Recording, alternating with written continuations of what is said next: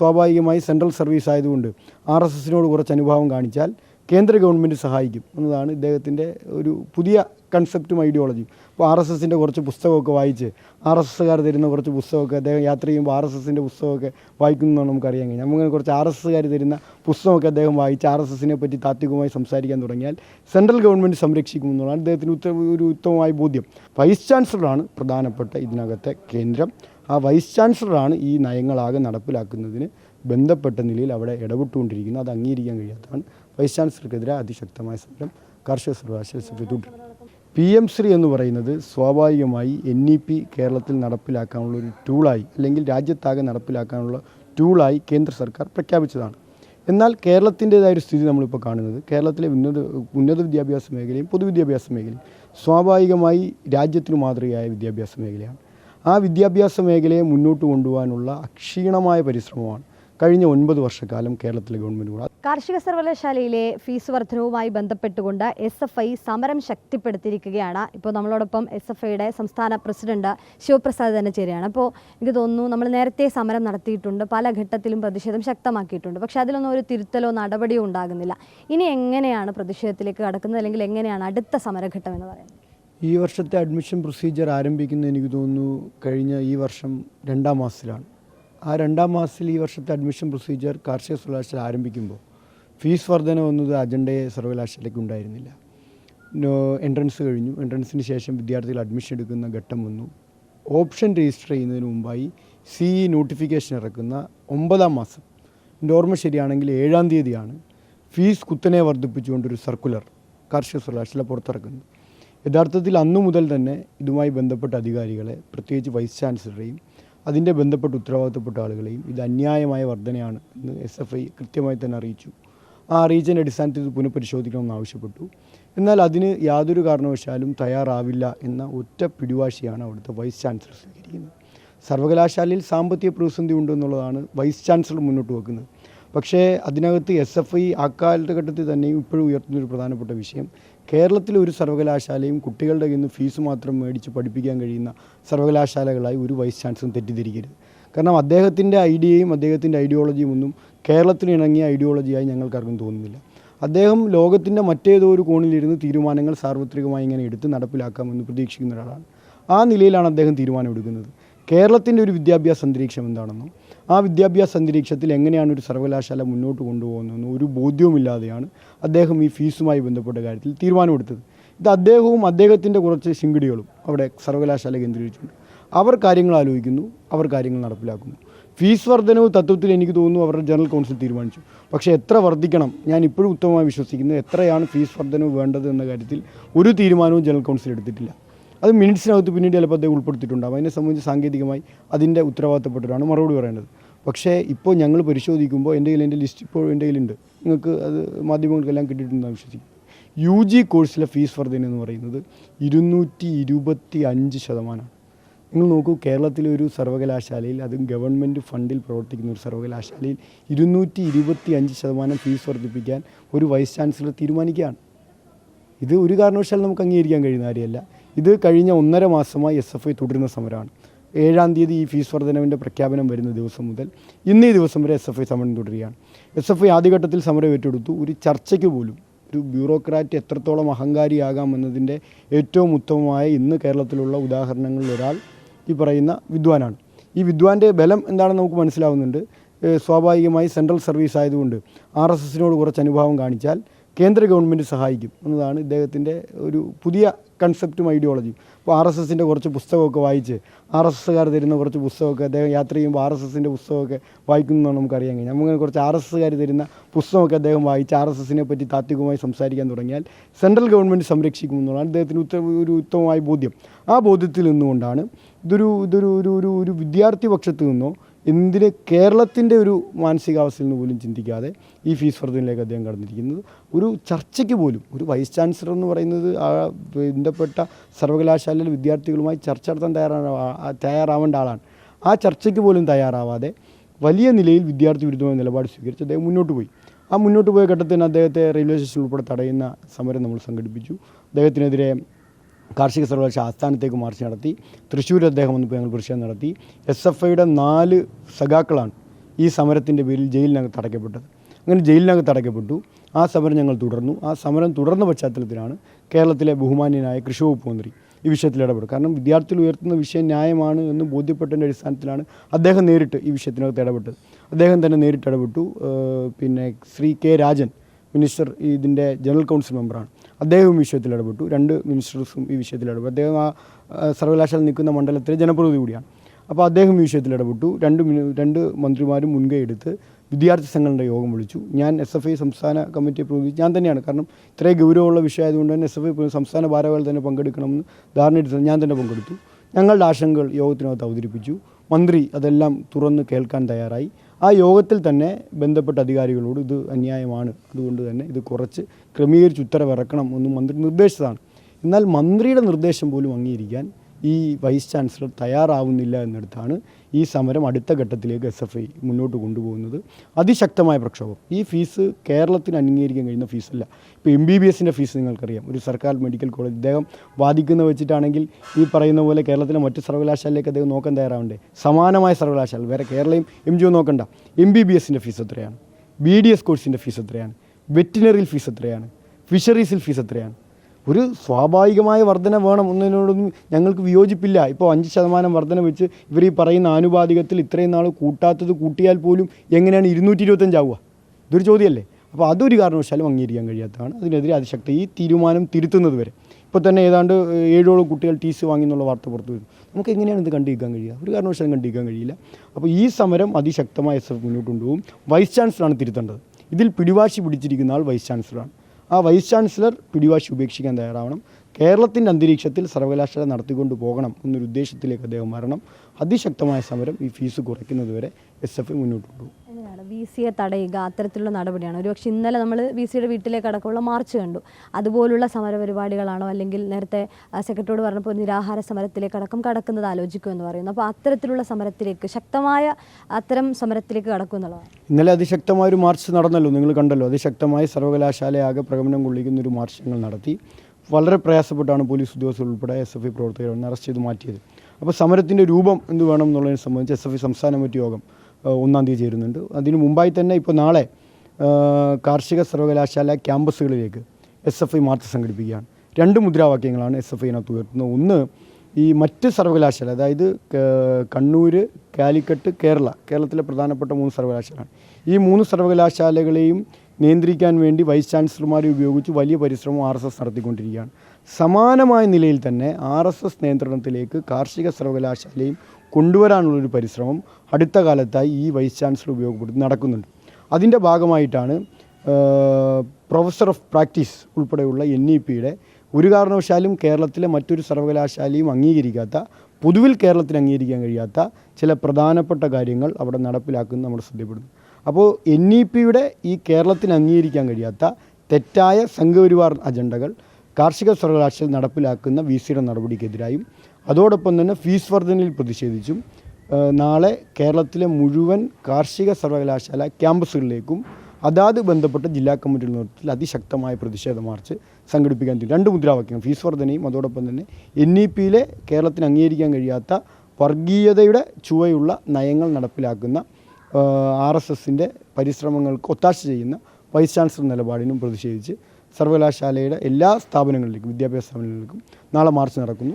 ആ മാർച്ചിൻ്റെ തുടർച്ചയിൽ തന്നെ സർവകലാശാല ആസ്ഥാനത്തും അതോടൊപ്പം തന്നെ ക്യാമ്പസുകളും തുറന്നുള്ള സമരം ഉണ്ടാകും. ഈ സമരം നടക്കുമ്പോൾ മാധ്യമങ്ങളോട് ഞങ്ങൾക്കൊരു അഭ്യർത്ഥനയുണ്ട്. ഇപ്പോൾ ഇന്നലത്തെ ആ സമരത്തെ ഇപ്പോൾ നിങ്ങളിത് കൊടുക്കുമോ ഇല്ലയോ എന്ന് എനിക്ക് അറിഞ്ഞുകൂടാ. നിങ്ങളിത് കൊടുത്താലും ഇല്ലെങ്കിലും പറയാനുള്ളത്, നിങ്ങൾ ഇന്നലത്തെ സമരത്തെ വളരെ തെറ്റായ നിലയിൽ ഈ കേരളത്തിനകത്ത് പൊതുവിൽ, റിപ്പോർട്ടർ മാത്രമല്ല, പൊതുവിൽ മാധ്യമങ്ങൾ അവതരിപ്പിക്കുന്ന നിലയുണ്ടായി. CPI വകുപ്പിനെതിരെ SFIയുടെ എന്തോ സമരം എന്നൊരു വ്യാഖ്യാനം SFI ഇന്നലെ കാർഷിക സർവേ. ഇത് 1.5 മാസം കൊണ്ട് നടക്കുന്ന സമരം. 1.5 മാസം കൊണ്ട് SFI ഏറ്റെടുക്കുന്ന സമരം ഇന്നലെ ഒരു സുപ്രഭാതത്തിൽ അങ്ങനെ ഒരു തലവാചകത്തിൽ പ്രത്യക്ഷപ്പെട്ടതിൽ ഞങ്ങൾ SFIക്ക് പ്രത്യേകമായ വിഷമോ പ്രയാസമൊന്നുമില്ല. നിങ്ങളത് സമരം റിപ്പോർട്ട് ചെയ്ത് ഞങ്ങൾക്ക് സന്തോഷമുള്ളൂ. പക്ഷേ അതൊരു ദുർവ്യാഖ്യാനത്തിന് സ്ഥിതിയില്ല. കാരണം ഈ വിഷയം ശ്രദ്ധയിൽപ്പെട്ടപ്പോൾ തന്നെ വളരെ കൃത്യമായി ഇടപെട്ട ഒരാളാണ് ബന്ധപ്പെട്ട വകുപ്പ് കൈകാര്യം ചെയ്യുന്ന മന്ത്രി. പക്ഷേ നിങ്ങൾ മനസ്സിലാക്കേണ്ടത്, സർവകലാശാലകൾ ഇന്ന് കേരളത്തിലാകെ നമ്മൾ നേരിടുന്നൊരു പരിമിതി എന്ന് പറയുന്നത് ഇതെന്തോ ആകാശത്തു നിന്ന് പൊട്ടിമുളച്ച് പെട്ടെന്നൊരു സുപ്രഭാതത്തിൽ ഉണ്ടായതാണെന്നാണ്. ഇതിൻ്റെ തലപ്പത്തേക്ക് സർവകലാശാലകളുടെ തലപ്പത്തേക്ക് വൈസ് ചാൻസലറുടെ കസേരയിലിരിക്കുമ്പോൾ ചിലർക്ക് ബോധ്യമുണ്ടാകുന്നു. ആ ബോധ്യം ശരിയല്ല. ഇത് കേരളത്തിലെ ഗവൺമെൻറ്റിൻ്റെ പദ്ധതി വിഹിതത്തിൽ നിന്ന് ജനങ്ങളുടെ തുക ചെലവഴിച്ച് നടത്തിക്കൊണ്ടു പോകുന്ന സർവകലാശാലകളാണ്. ആ ധാരണയിൽ കേരളത്തിലെ ഗവൺമെൻറ്റിനൊരു നയമുണ്ട്. ആ ഗവൺമെൻറ്റിൻ്റെ നയം സ്വാഭാവികമായി വിദ്യാർത്ഥികൾക്ക് അനുകൂലമായ നയമാണ്. ആ നയം കേരളത്തിലെ ഗവൺമെൻറ് സ്വീകരിച്ചിട്ടുണ്ട്. കൃഷി വകുപ്പും സ്വീകരിച്ചിട്ടുണ്ട്, ബന്ധപ്പെട്ട മന്ത്രിയും സ്വീകരിച്ചിട്ടുണ്ട്, അതിലെ ജനറൽ കൗൺസിൽ മെമ്പർമാർ സ്വീകരിച്ചിട്ടുണ്ട്, അതുമായി ബന്ധപ്പെട്ടിരിക്കുന്ന സർക്കാർ സ്വീകരിച്ചിട്ടുണ്ട്. ആ നയത്തിന് വശംവദനാകാതെ സ്വന്തം നിലയിൽ ഈ കാര്യങ്ങൾ കൈകാര്യം ചെയ്യാൻ ശ്രമിക്കുന്ന VC-യാണ് കാർഷിക സർവകലാശാലയിൽ കുഴപ്പങ്ങൾ ഉണ്ടാക്കുന്നത്. അത് അംഗീകരിക്കാൻ കഴിയുന്നതല്ല. പക്ഷേ കഴിഞ്ഞ 7-8 മാസമായിട്ട് നിങ്ങൾ സമരം ചെയ്യുന്നു, അതിലൊരു നടപടി ഉണ്ടാകുന്നില്ല. അപ്പം നാളെ ഇപ്പോൾ ക്യാമ്പസുകൾ കേന്ദ്രീകരിച്ച് നടത്തുന്ന സമരത്തിലും ഒരു നടപടി ഉണ്ടായില്ലെങ്കിൽ എന്തായിരിക്കും അടുത്ത? തുടർച്ചയായ സമരമാണല്ലോ. സമരത്തിൻ്റെ അന്ത്യം എന്താണെന്നൊരു ചോദ്യം ഇപ്പോൾ ചോദിച്ചാൽ അതിൻ്റെ അന്ത്യം ഇപ്പോൾ നമുക്ക് പറയാൻ കഴിയുന്നില്ല. എപ്പോൾ ഫീസ് കുറയ്ക്കുന്നോ അതുവരെ വ്യത്യസ്തങ്ങളായ സമരരൂപങ്ങളിലേക്ക് SFI നീങ്ങും. അതിൽ കടുത്ത സമരങ്ങളിലേക്ക് കടക്കേണ്ടി വരും. ഇപ്പോൾ 2, 3, 4 റൗണ്ട് മാർച്ച് സർവകലാശാല ആസ്ഥാനത്തേക്ക് തന്നെ നടന്നു. ക്യാമ്പസുകളിൽ പ്രതിഷേധം നടന്നു. ഇന്നലെ നടന്ന പ്രതിഷേധത്തിൻ്റെ ഭാഗമായുള്ള ക്യാമ്പസ് പ്രതിഷേധം നടന്നു. പഠിപ്പുമുടക്ക് നടന്നു. അപ്പോൾ ഇതെല്ലാം വിവിധ സമരരൂപങ്ങളാണ്. ഇപ്പോൾ നാളെ നമ്മൾ അടുത്ത ഘട്ട സമര നിലയിൽ ജില്ലകളിലേക്ക്, വികേന്ദ്രീകൃതമായ ജില്ലകളിലേക്ക്, എല്ലാ സർവകലാശാല ക്യാമ്പസുകളിലേക്കും മാർച്ച് നടത്തുകയാണ്. ഇപ്പോൾ VC-യുടെ ഓഫീസ് സ്വാഭാവികമായി അവിടെ സർവകലാശാല ആസ്ഥാനത്ത് ഒഴിഞ്ഞു കിടക്കുകയാണ്. അത് മറ്റൊരു പ്രതിസന്ധിയാണ്. സർവകലാശാല ആസ്ഥാനത്തേക്ക് മാസത്തിലൊരിക്കലാണ് ഈ മഹാൻ കടന്നു വരുന്നത്. അപ്പോൾ സ്വന്തം ഉത്തരവാദിത്വം ആദ്യം കൃത്യമായി നിർവഹിക്കണം. സർവകലാശാലയെ പറ്റിയൊക്കെ നല്ല ദിവാസ്വപ്നങ്ങൾ കാണുമ്പോൾ ഈ വിദ്യാർത്ഥികളിൽ നിന്ന് ഫീസൊക്കെ വാങ്ങി സർവകലാശാലയിൽ കൊട്ടാരം പണിയാം എന്നാണ് വൈസ് ചാൻസലർ കരുതുന്നത്. നല്ല കാര്യം, ചിന്തിക്കുന്ന ചിന്താഗതിയൊക്കെ കൊള്ളാം. പക്ഷേ അങ്ങനെ ചിന്തിക്കുമ്പോൾ സ്വന്തം ഉത്തരവാദിത്വം നിറവേറ്റിയിട്ടാണോ ഈ പണി കാണിക്കുന്നത് എന്നുള്ളത് അദ്ദേഹം സ്വയം ചിന്തിക്കേണ്ടതായിരുന്നു. സർവകലാശാലയിൽ മാസത്തിൽ ഒരു തവണയാണ് ഈ വിദ്വാൻ വരുന്നത്. ഒരു തവണ. ആരാ? വൈസ് ചാൻസലർ ആയിരിക്കുന്ന വിദ്വാൻ. പിന്നെ എങ്ങനെയാണ് സർവകലാശാല ഭരണത്തിൽ അദ്ദേഹത്തെ നിയന്ത്രിക്കാൻ കഴിയുക? അവിടെ അദ്ദേഹവുമായി ബന്ധപ്പെട്ട് നിൽക്കുന്ന ചില ഇത്തിൽ കണ്ണികളുണ്ട്. ആ ഇത്തിൽ കണ്ണികൾ എന്ത് പറയുന്നു അതാണ് അദ്ദേഹത്തിൻ്റെ വേദവാക്യം. പിന്നെ ഞങ്ങളിപ്പോൾ മനസ്സിലാക്കുന്നത് വെച്ച് RSS കേന്ദ്രവുമായി നല്ലൊരു ബന്ധം അദ്ദേഹം ഇപ്പോൾ, കാരണം കേരളത്തിലെ ഗവൺമെൻറ് അടുത്ത കാലത്താണ് അദ്ദേഹത്തെ വകുപ്പ് മാറ്റാൻ തീരുമാനിച്ചത്. സെൻട്രൽ സർവീസിൻ്റെ ബലം ഉപയോഗിച്ച്, അവിടുത്തെ സ്വാധീനം ഉപയോഗിച്ച് ഇപ്പോൾ ഉത്തരവ് വാങ്ങി വന്നിരിക്കുകയാണ്. അപ്പോൾ കസേര വിട്ടുകൊടുക്കില്ല. കസേരയാണ് ഈ RSSനോട് അനുഭാവം പുലർത്തുന്ന വൈസ് ചാൻസലർമാരുടെ പൊതുവിലൊരു മാനസികാവസ്ഥ നിങ്ങൾ പഠിച്ചാൽ ഒറ്റ കാര്യമുള്ളൂ. അനുഭാവം ഈ RSSകാർക്കൊരു തെറ്റിദ്ധാരണ, ഇവരുടെ ആശയത്തിൽ അങ്ങ് ഉത്കൃഷ്ടരായി ഇവരെല്ലാവരും കൂടി വന്ന് RSSൻ്റെ കാൽക്കൽ വന്ന് വീണിരിക്കുന്നത് തെറ്റിദ്ധാരണയാണ്. കസേരയാണ് പ്രശ്നം. മനസ്സിലായി? ഇപ്പോൾ ഒരു വലിയ വിഷയമായി മാറുന്നുണ്ടല്ലോ. സ്വാഭാവികമായിട്ടും കൃഷിവകുപ്പ് ഇത്തരം ഒരു ഇത് ചെയ്യുമ്പോൾ കൃഷിവകുപ്പിൻ്റെ കൂടി അറിവോടെയാണല്ലോ NEP ഇവിടേക്ക് വരുന്നത്. വൈസ് ചാൻസലറാണ് അതിന് പ്രധാനപ്പെട്ട കണ്ണി. നിങ്ങൾ അവിടെയാണ് ഈ പോയിന്റിനെ വേറൊരു രീതിയിൽ ചിത്രീകരിക്കാൻ ശ്രമിക്കുന്നത്. ഇപ്പോൾ കേരള സർവകലാശാലയിൽ അടുത്ത കാലത്തായി നമ്മൾ അഭിമുഖീകരിക്കുന്ന നിരവധിയായ പ്രശ്നങ്ങളില്ലേ? നിരവധിയായ പ്രശ്നങ്ങൾ. ആ നിരവധിയായ പ്രശ്നങ്ങളിൽ കേരളത്തിലെ ഗവൺമെൻറ് സ്വീകരിക്കുന്ന സമീപനം എന്താ? ഉന്നത വിദ്യാഭ്യാസ മന്ത്രി സ്വീകരിക്കുന്ന സമീപനം എന്താ? ആ ഉന്നത വിദ്യാഭ്യാസ മന്ത്രി സ്വീകരിക്കുന്ന സമീപനത്തിനോട് എന്താ VC തിരിച്ച് കാണിക്കുന്ന സമീപനം? ഈ വ്യത്യാസം നമ്മൾ കാണുന്നതല്ലേ?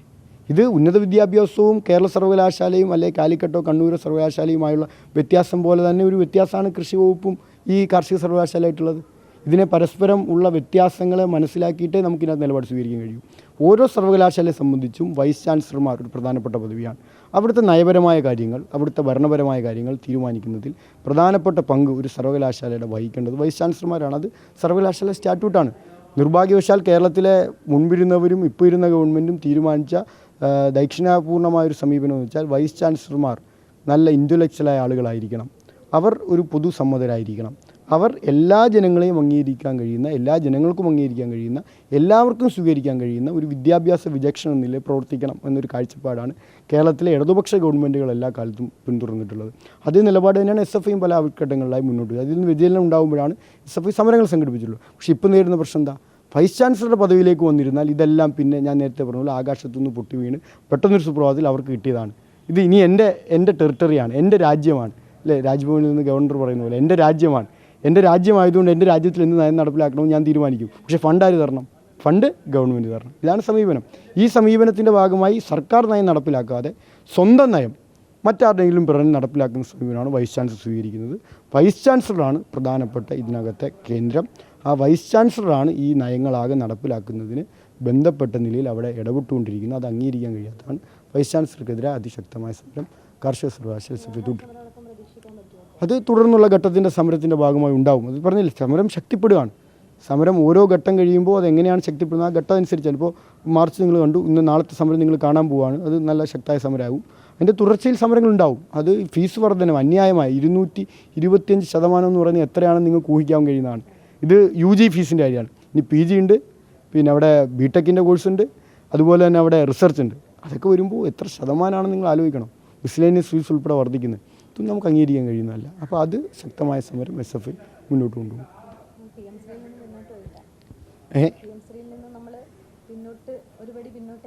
അതിപ്പോൾ മുഖ്യമന്ത്രി തന്നെ അതിൻ്റെ കാര്യങ്ങൾ വിശദീകരിച്ചു. SFI ആ ഘട്ടത്തിലും ഈ ഘട്ടത്തിലും എല്ലാം പറഞ്ഞ ഒറ്റ നിലപാടാണ്. PM ശ്രീ എന്ന് പറയുന്നത് സ്വാഭാവികമായി NEP കേരളത്തിൽ നടപ്പിലാക്കാനുള്ള ഒരു ടൂളായി, അല്ലെങ്കിൽ രാജ്യത്താകെ നടപ്പിലാക്കാനുള്ള ടൂളായി കേന്ദ്ര സർക്കാർ പ്രഖ്യാപിച്ചതാണ്. എന്നാൽ കേരളത്തിൻ്റേതായൊരു സ്ഥിതി നമ്മളിപ്പോൾ കാണുന്നത്, കേരളത്തിലെ ഉന്നത വിദ്യാഭ്യാസ മേഖലയും പൊതുവിദ്യാഭ്യാസ മേഖലയും സ്വാഭാവികമായി രാജ്യത്തിന് മാതൃകയായ വിദ്യാഭ്യാസ മേഖലയാണ്. ആ വിദ്യാഭ്യാസ മേഖലയെ മുന്നോട്ട് കൊണ്ടുപോകാനുള്ള അക്ഷീണമായ പരിശ്രമമാണ് കഴിഞ്ഞ 9 വർഷക്കാലം കേരളത്തിലെ ഗവൺമെൻറ് കൂടെ. അത് ഈ കേരളത്തിനകത്ത് മനസാക്ഷിയുള്ളൊരു മനുഷ്യൻ തെളിയും. ഇപ്പോൾ SFIയുടെ പ്രവർത്തനം എന്നതിലുപരിയായ ഒരു വിദ്യാർത്ഥി എന്ന നിലയിൽ നമ്മൾ ഈ കേരളത്തിലെ വിദ്യാഭ്യാസ മേഖലയിലേക്ക് നോക്കുമ്പോൾ ഈ കേരളത്തിന് പുറത്തേക്ക് പോയാൽ വിദ്യാഭ്യാസ മേഖല സ്ഥിതി എന്താണ്? പൈസയുള്ളവന് വിദ്യാഭ്യാസം, ഇതല്ലേ സ്ഥിതി? സത്യസന്ധമായൊരു വിലയിരുത്തൽ നമ്മൾ നടത്തേണ്ടതല്ലേ? സാമ്പത്തികമുള്ളവന് വിദ്യാഭ്യാസം, സാമ്പത്തികമില്ലാത്തതിൻ്റെ സ്ഥിതിയോ? ഈ കേരളത്തിന് പുറത്തെന്താ സ്ഥിതി? അതിൽ നിന്നെല്ലാം വ്യത്യസ്തമായി നമ്മുടെ കുഞ്ഞുങ്ങൾ പഠിക്കുന്ന സർക്കാർ പള്ളിക്കൂടങ്ങളെ ഇന്ന് ലോകോത്തര നിലവാരത്തിലേക്ക് എത്തിക്കാൻ കേരളത്തിലെ ഗവൺമെൻറ് എടുത്ത എഫേർട്ടില്ലേ? ഇപ്പോൾ കഴിഞ്ഞ സാമ്പത്തിക വർഷം 23-24 ആണെന്ന് എൻ്റെ ഓർമ്മ, 0.88% central share in state education. നിങ്ങൾ ആലോചിക്കണം, കേരളത്തിലെ വിദ്യാഭ്യാസ രംഗത്ത് ഈ വലിയ മാറ്റം ഉണ്ടായിക്കൊണ്ടിരിക്കുമ്പോൾ സെൻട്രൽ ഷെയർ എന്ന് പറയുന്നത് 0.88%. കഴിഞ്ഞ സാമ്പത്തിക വർഷം 1%. ബാക്കി 99% ചിലവാക്കിയാണ് കേരളത്തിലെ ഗവൺമെൻറ് മുന്നോട്ട് പോകുന്നത്.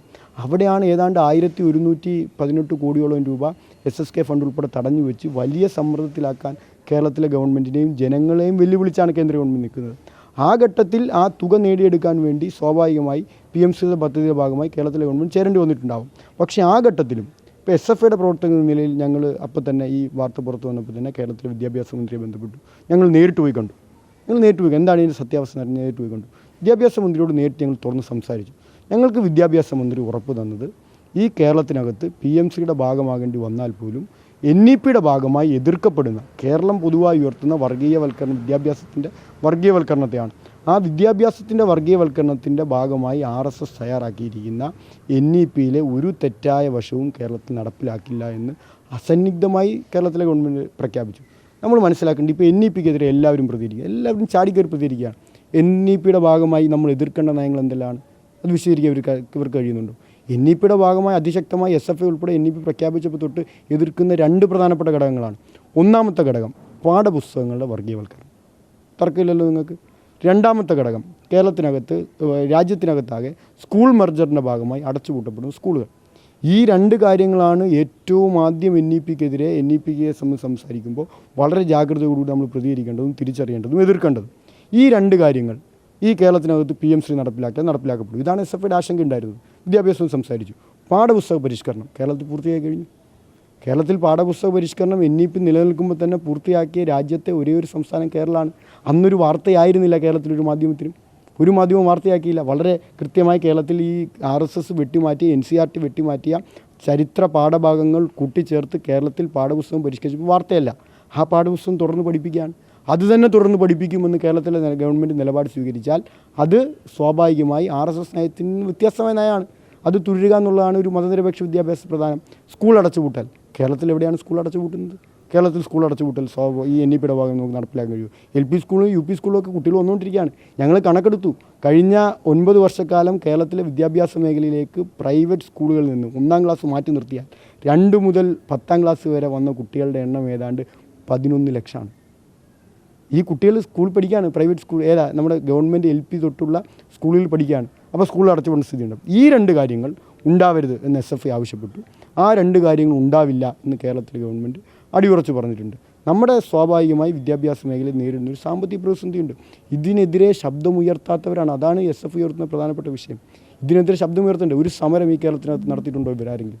KSUവിൻ്റെ സംസ്ഥാന പ്രസിഡന്റ് ഒരു ചാനൽ ചർച്ചയിൽ എന്നോടൊപ്പം ഇരിക്കുമ്പോൾ പറഞ്ഞത് ഈ തുച്ഛമായ തുകയ്ക്ക് വേണ്ടി 1118 കോടി KSUവിൻ്റെ സംസ്ഥാന പ്രസിഡന്റ് തുച്ഛമായ തുകയാണ്.